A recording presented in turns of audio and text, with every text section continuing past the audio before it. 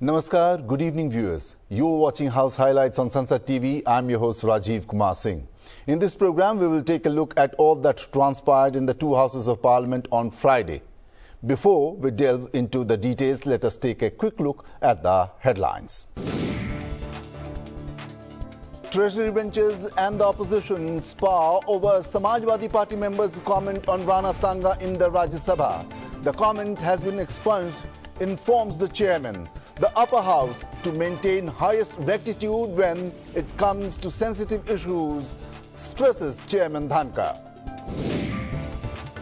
Minister of External Affairs responds to a question on crime against minority communities in Pakistan, lists cases of abduction and forcible conversion of Hindus and Sikhs, states that India is tracking such events in Pakistan and Bangladesh very closely.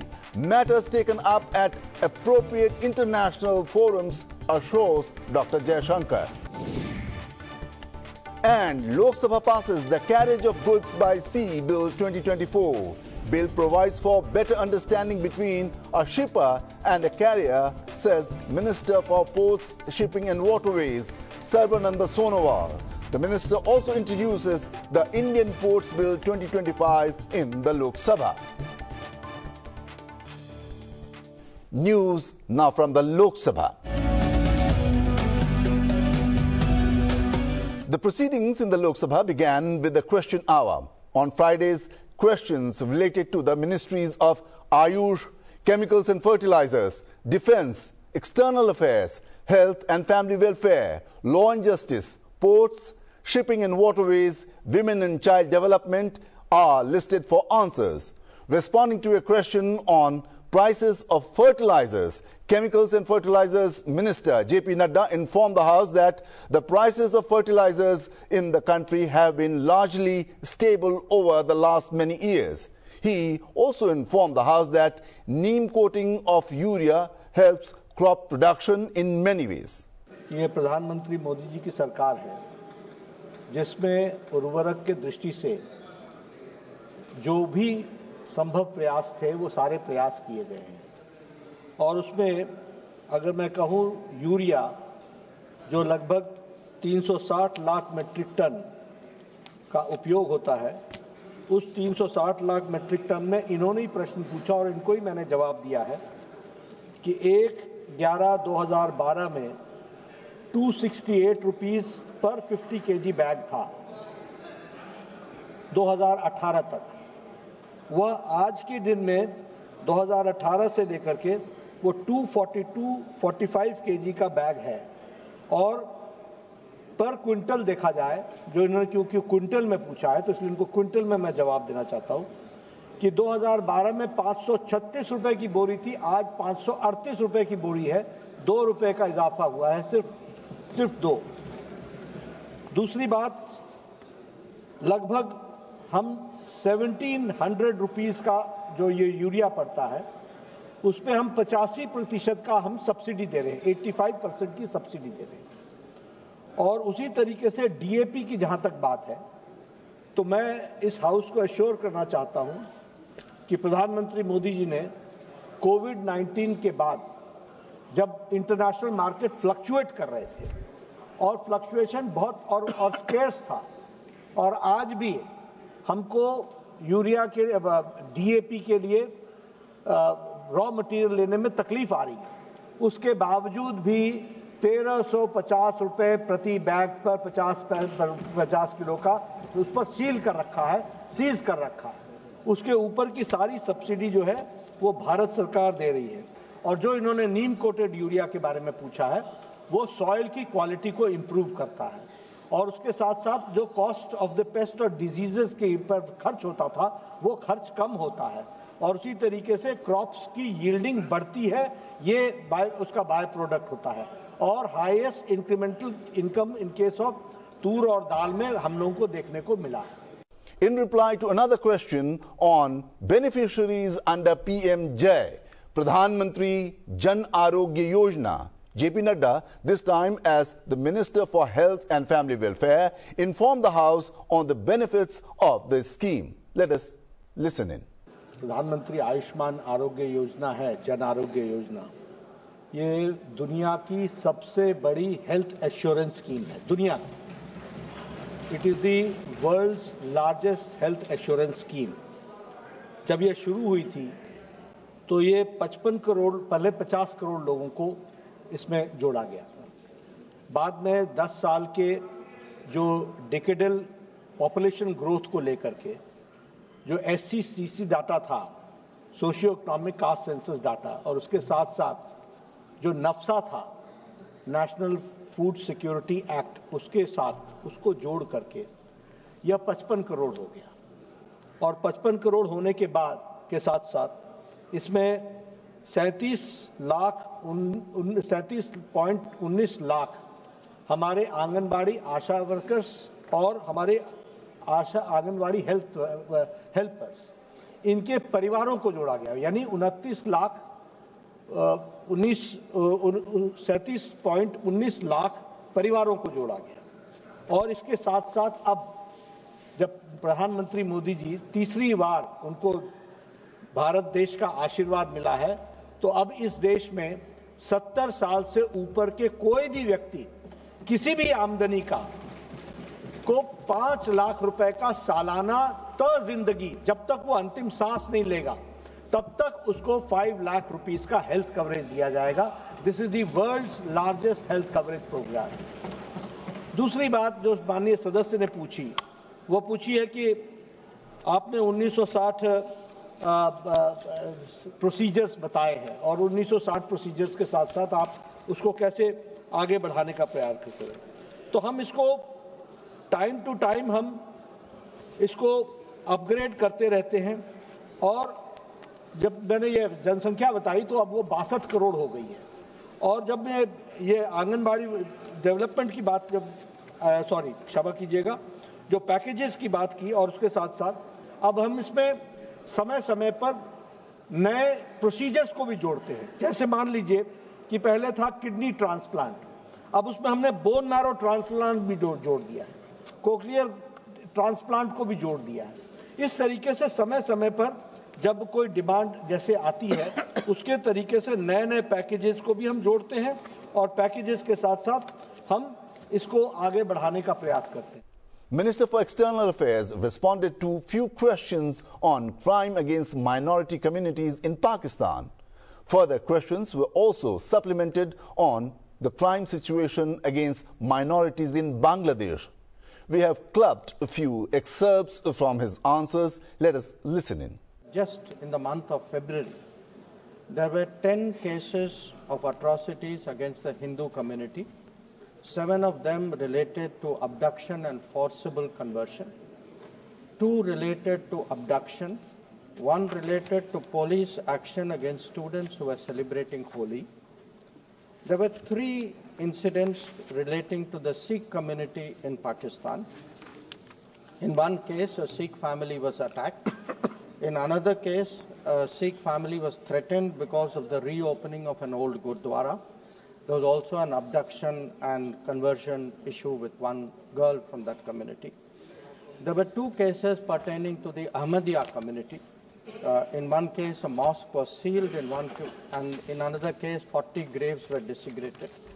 And there was one case pertaining to the Christian community, where a Christian person who reportedly was mentally unstable was charged with blasphemy. So the answer to the honorable member, sir, is yes, we track it very, very closely. We take it up, and we take it up at the international level also. Again, to give 2 recent examples, sir, in the month of February, our representative at the UN Human Rights Council pointed out that Pakistan is a country where, I quote him, where human rights abuses, persecution of minorities, and systematic erosion of democratic values are state policies. They constitute state policies which brazenly harbors UN-sanctioned terrorists, and Pakistan is in no position to lecture anyone. Instead, Pakistan should focus on providing actual governance and justice to its own people. Our ambassador in the UN General Assembly also just 2 weeks ago underlined the fanatical mindset of Pakistan, which he said was very well known, and its record of bigotry. So we are taking it up at the international level. Sir, like with Pakistan, we also track the welfare and well-being of the minority in Bangladesh. I would like to inform the House, sir, through you, that in 2024, we've had altogether 2,400 incidents relating to attacks on minorities, and in 2025, 72 incidents. We have the details of these incidents. We have taken it up. I have taken it up with my counterpart. Foreign Secretary took it up when he visited Bangladesh, and this continues to be a matter of concern for the Government of India. We have responded to the situation of the minorities in different ways. Many of the agreements which the Honourable Member has referred to actually in reality do not apply anymore, because there were commitments which were made by Pakistan for protection of its minorities, for which Pakistan did not live up. So what we are doing right now, sir, is while we are raising our voice and exposing the attacks on minorities, if there are members of the minorities who come to India, we take a sympathetic view of them. We have given them long-term visas. From 2014, we have granted 50,019 visas for minorities who have come from Pakistan to India. In the Zero Hour, members from across the political spectrum raise issues of concern in their constituencies. Let us listen to a few matters of public importance raised during the Zero Hour in the Lok Sabha on Friday. मैं भदोही लोकसभा से आता हूं, जो कालीन की नगरी के नाम से जाना जाता है और उसे पूर्वांचल का मैनचेस्टर भी कहते हैं। वहां पर करीब 22 लाख ग्रामीणों को रोजगार मिलता है, जो एशिया के सबसे बड़े केंद्र में आता है, जहां से हाथ से बनी हुई कालीन दुनिया के हर कोने में जाती है। यहां तक कि मैं इस देश के यशस्वी प्रधानमंत्री मोदी जी को धन्यवाद देता हूं कि सदन में भी भदोही की कालीन लगी हुई है।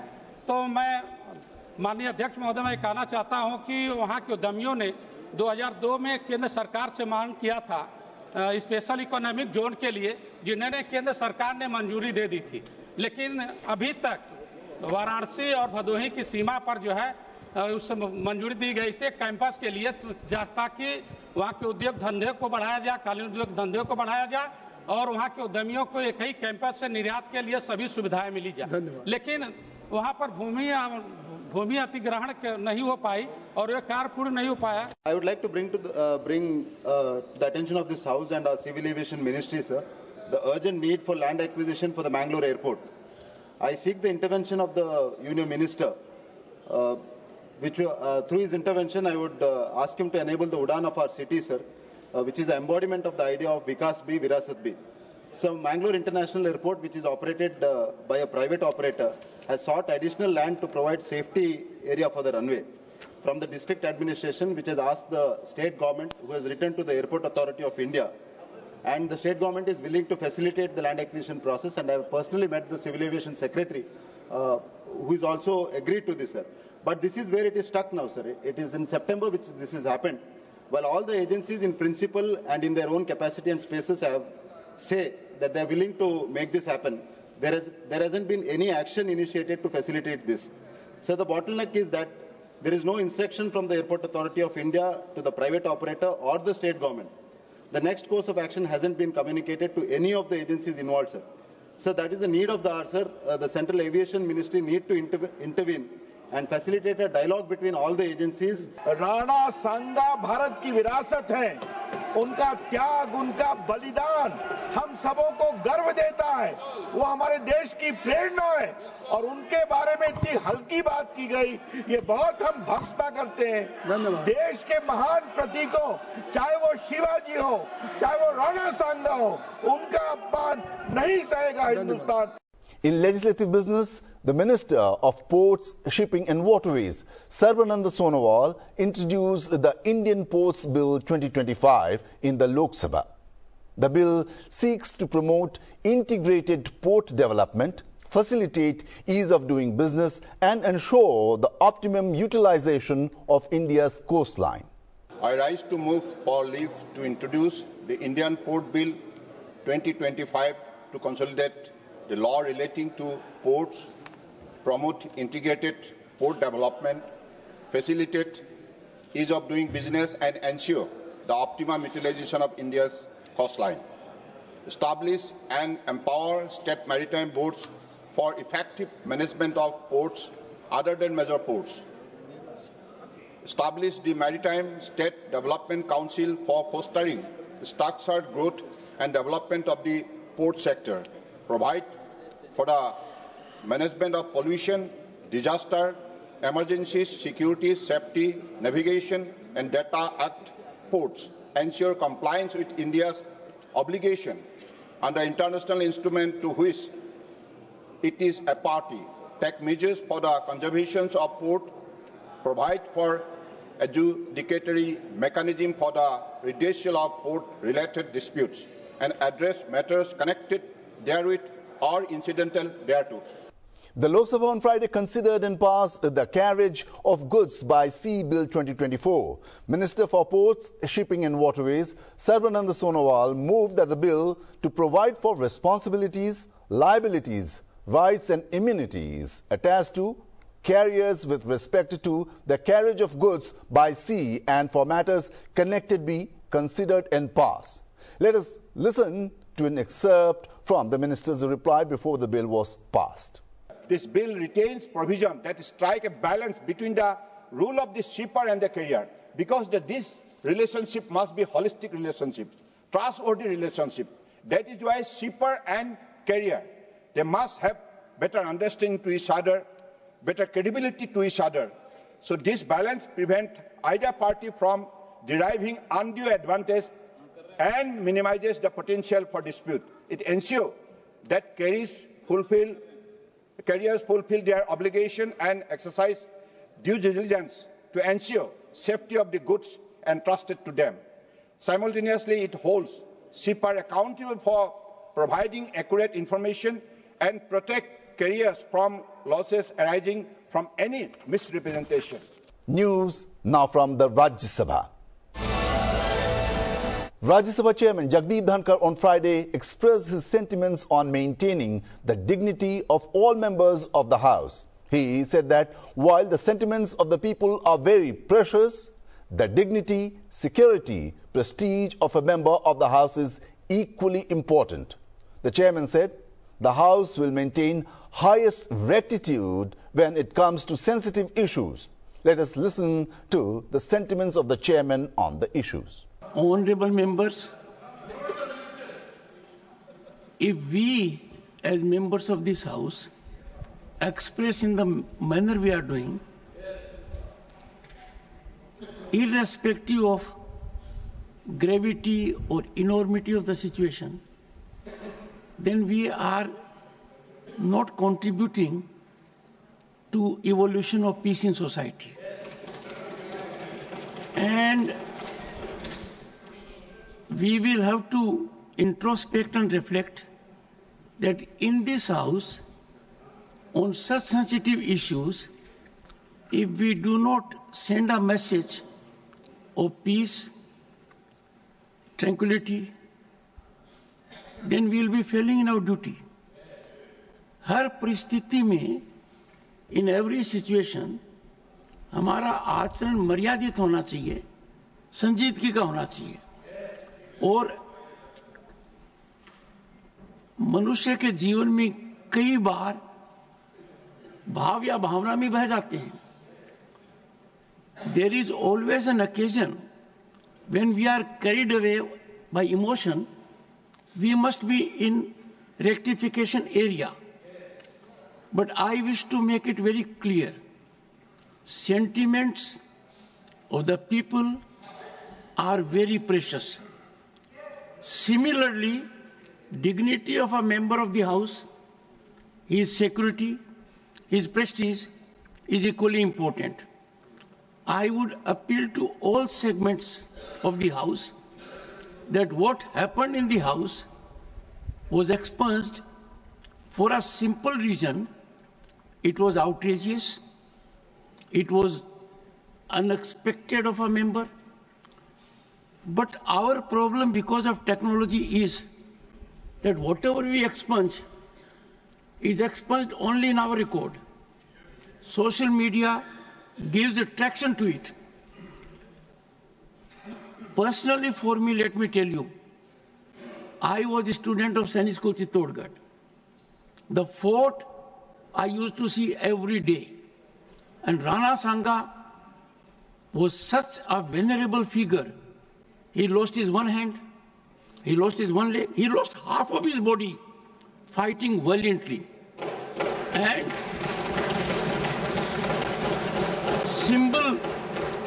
symbol of chivalry, symbol of patriotism, symbol of nationalism, and to the last drop in his body, he fought. I saw it as a child. For 6 years, the fort was in front of my house, at a distance, but visible. I would urge everyone, we have heroes all over. We have Shivaji, we have Rana Sanga, we have Maharana Pratap, number of them and in every communities we have, every community. We have Birsa Munda, means anyone. I would therefore want this house to unanimously endorse that as members of this house, we will maintain highest rectitude when it comes to sensitive issues. Honorable members, only yesterday, I had indicated a very explosive situation that there was a time when whatever a member spoke in the House and it was expunged, because we did not have the speed of electronic messaging, but now it is beyond us. Proceedings are there, and that being the situation, expunction in the House does not have a practical meaning. It has a meaning only for repository of the record. I therefore had indicated that the Committee of Ethics, headed by Shri Ghanshyam Tiwari, will engage into wider consultations to evolve a code of conduct so that members, when they speak on sensitive issues, they are extremely careful, they are really sensitive. I am sure both these situations have their separate merit. One, what was spoken in the House, I do not wish to repeat.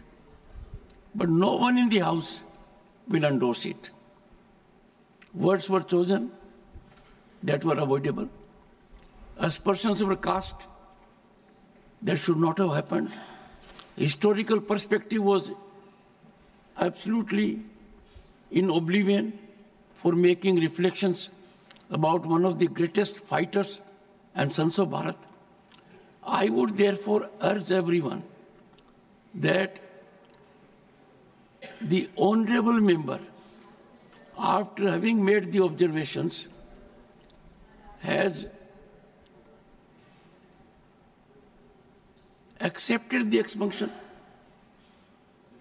and therefore from this House, let us send a call that all those who are agitated outside, and their number I can share with members, is very extensive, not limited to one state, and therefore let us calm down the atmosphere. Let us make it little more in harmony with our values. And similarly, what was reflected by Khadgeji. In the Rajya Sabha, Union Civil Aviation Minister Ram Mohan Naidu presented the Protection of Interests in Aircraft Objects Bill 2025. The bill seeks to recognize the international treaties that help resolve disputes over the recovery of aviation assets like aircraft and engines. When we talk of India's civil aviation story, sir, it is aircraft, airlines, as well as the fact that we need more infrastructure. And without infrastructure, you can have 100 planes, hundreds of planes coming in every day. You need the planes to land at airports, you need to park them at airports, you need other facilities at the airports. And therefore, with all this infrastructure, I would say, sir, we have been very good at expanding our infrastructure. I remember we had around 75 airports around the time when I was there. Today that number is almost double. And yeah, exactly, it's double. And compliments. And it will further increase, sir. It has to increase. And the fact, sir, one more thing, as a very important piece of, information or advice to the government, we need more and more infrastructure. In the bigger cities, sir, all the smaller towns all want to come to bigger cities. And therefore, geographically in India, we have got 7-8 big cities which will take the pressure of the traffic. We have now a second airport coming up in Delhi, a second airport coming up shortly in Mumbai. But the same would apply to Hyderabad, Bangalore, to Chennai and to Kolkata. And without these bigger second airports, we will be stunted somewhere in our growth of civil aviation. The Rajya Sabha reconvened at 12 noon on Friday after its first adjournment and took up question hour. Questions were raised related to the Ministry of Commerce and Industry, Ministry of Agriculture and Farmers Welfare, and Ministry of Electronics and Information Technology. One of the questions was about the subsidies provided to farmers for purchasing smartphones and accessing the internet under the Digital Krishi Mission. The Minister of Agriculture and Farmers Welfare, Shivraj Singh Chauhan, informed the House that all relevant information would be made available on smartphones. For those who do not own a smartphone, assistance can be sought from a Krishi Sakhi. Let us listen to an excerpt from the minister's reply. एक बहुत बड़े उपन्यासकार श्रीलाल शुक्ल थे जिन्होंने राग दरबारी एक उपन्यास लिखा था। उसमें एक पात्र था किसान लंगड़। वो लंगड़ अपने खेत की नकल प्राप्त करने के लिए तहसील जाता है। एक नहीं, अनेकों दिनों तक वो एक अधिकारी के पास, फिर दूसरे अधिकारी के पास, एक विभाग के पास, फिर दूसरे विभाग के पास, फिर तीसरे विभाग के पास भटकता रहता है और अंततः उसे नकल नहीं मिलती। इस लंगड़ की तकलीफ को कभी सामने वालों ने नहीं समझा। इस तकलीफ को समझा तो हमारे विजनरी प्रधानमंत्री श्रीमान नरेंद्र मोदी जी ने समझा। विकसित कृषि और समृद्ध किसान के लिए प्रधानमंत्री जी द्वारा उठाया गया बहुत क्रांतिकारी कदम है। इसके लिए मैं भारत के प्रधानमंत्री श्रीमान नरेंद्र मोदी जी का अभिनंदन करता हूं। माननीय उपसभापति जी, माननीय सदस्य जो सवाल पूछ रहे हैं, मैं निवेदन करना चाहता हूं कि ये सारी जानकारी स्मार्टफोन पर मिलेगी। स्मार्टफोन, और स्मार्टफोन अब लगभग हर एक के पास है। 60 करोड़ से ज्यादा स्मार्टफोन आज भारत में है। किसान तो क्या, मजदूर के हाथ में भी स्मार्टफोन होता है। और इसलिए अगर उसको जानकारी प्राप्त करना तो स्मार्टफोन के माध्यम से प्राप्त करेगा। अगर उसके पास स्मार्टफोन नहीं है तो वैकल्पिक व्यवस्था भी है। वो कृषि सखी के पास जा सकता है, एफपीओ के पास जा सकता है, कॉमन सर्विस सेंटर में जा सकता है और ये जानकारियां उसको प्राप्त करके सुविधाओं का लाभ ले सकता है। इसलिए सब्सिडी की फिलहाल कोई योजना इस तरह की निःशुल्क देने की फिलहाल नहीं है। लेकिन मैं तेजवीर सिंह जी से कहना चाहूंगा, ये इतना क्रांतिकारी कदम है जो भारत के किसानों की जिंदगी बदल कर रख देगा। 4 करोड़ 60 लाख से ज्यादा फार्मर आईडी बन चुकी है और बाकी फार्मर आईडी बनाने का काम भी राज्य सरकारों के सहयोग से तेजी से हो रहा है। मैं तो माननीय सदस्यों से आग्रह करूंगा कि आप भी इसमें सहयोग करें ताकि सभी किसानों की फार्मर आईडी बन सके। That is all we have in House Highlights for the day. Keep watching Sansad TV. Goodbye and good night.